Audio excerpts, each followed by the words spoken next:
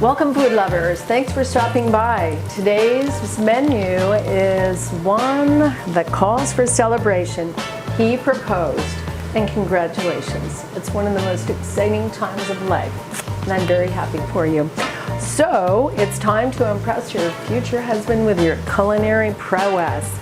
Today's main course that I'll show you how to make is called Love Me Tender, and give me a ring. Of course he'll give you a ring.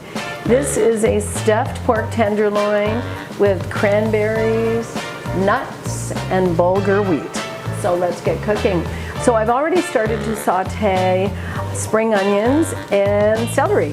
So I've been doing that for about 5 minutes. The next ingredient is finely sliced apples. And so I'm going to add the apples. And next is fresh thyme that I've already chopped, and a pinch of salt, and some pepper. So I'm going to saute this for a short time until the apple becomes soft. So this stuffing is a delicious sweet and savory stuffing. And I know it seems like there are a lot of steps to this menu, but he's worth it, definitely. And you will love this pork tenderloin. It's a taste of comfort. All right, moving right along. The apples are now tender. Next ingredient, garlic, fresh garlic.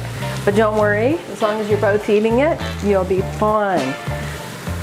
There we go. I'm using a garlic press. If you don't have a garlic press, just simply use garlic and sprinkle salt on top of it. Finely chop it first, sprinkle salt, and then you can kind of mash it with the salt.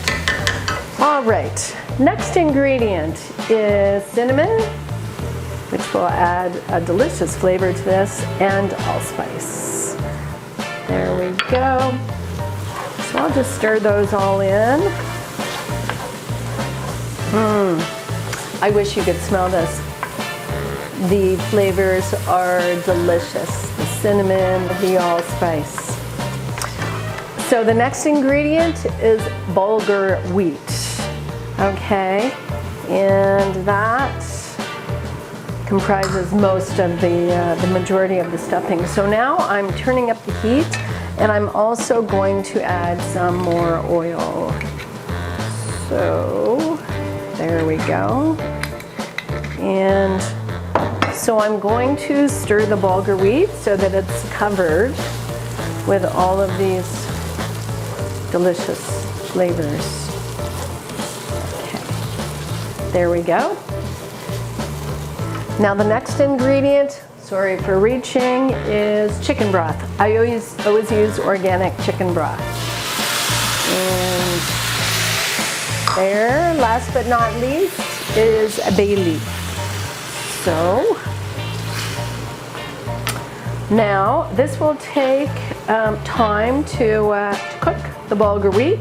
So once it's cooked, I'll catch up with you then. Thank you. While the bulgur wheat is being cooked through, I've put a lid on that, and it's simmering on low for about 15 to 20 minutes. I am also heating up apple juice. So I'm heating that and adding dried cranberries. So what happens is that they will reconstitute and they will become plump. So they will be nicely plump for our stuffing. So I will bring that to a simmer and let those plump up. And the next thing I'm doing at the same time is I'm toasting cashews. I always like to toast cashews on the stovetop in frying pans, because then I can keep an eye on them. And you don't ever have to put oil in the pan because they actually produce their own oil. So I am toasting the cashews at the same time while I am plumping up the cranberries. And then I will coarsely chop the cashews. And by the time all of that is ready, the bulgur wheat stuffing with all of the other ingredients will be ready to go as well. And then I'll mix them all together and show you how to stuff the pork tenderloin. Thank you. Welcome back. So the stuffing is now ready to go. I have removed the bay leaf. I have added the nice plump cranberries and the toasted coarsely chopped cashews and parsley. So it's ready to go right here. And I have also butterflied the pork tenderloin.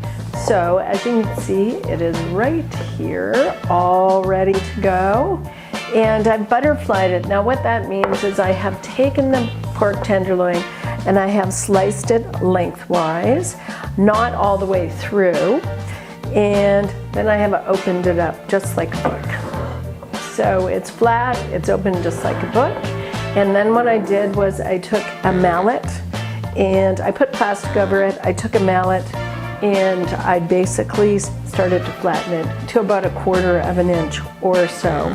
Now if you don't have a mallet, you can use any other sturdy kitchen utensil. You can even use a mug, whatever you have. Improvise. So, pork tenderloin is ready to go. I have also strategically placed strings, 4 strings underneath. You can put 5 under there if you like. Now the string is just from, it's your standard string. It doesn't have to be a fancy kitchenware string. So now, putting the stuffing on. So I'm going to leave space around the edge. I'm going to leave around 1 inch either side because I don't want to overstuff it because it'll make it really difficult for me to roll it up in front of you. So there we go. All right, so this is giving me a really nice pork tenderloin. Sweet, savory, and really, really good. So I'm leaving a little bit of space as well at each end because I'm going to fold the ends up. So I'm going to fold the ends up and then I'm going to start rolling the pork tenderloin. Whenever I roll anything, I always roll away from me. So I'm going to roll it away from me and then tie the string. Welcome back. So I have stuffed the pork tenderloin, and as you can see I have extra stuffing, which is perfect because what I will do with that is I'll freeze it. And then the next time I'm going to make a pork tenderloin for my husband, I will have the stuffing all ready to go because the bulk of the work with making this is actually making the stuffing. So I have securely tied the strings around the pork tenderloin, and the next step will be to brush with olive oil and then season with salt and pepper. And then what I'll do is I'll take a hot skillet with oil and I will brown it on all sides. And that will really keep the moisture and the flavors in the pork tenderloin. And then after that point, when it's nicely browned, that'll take around 4 minutes in a large skillet, as I said, hot oil, and then bake it, as simple as that. And you bake it in your oven, and then it is ready to go when the internal temperature reaches around 145.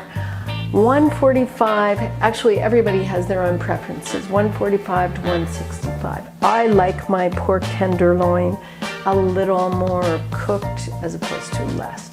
So anyway, I would say a good number would be 150, and then you tent it, let it rest, and then it will continue to cook around 5 degrees. All right, thank you, and I know that he will look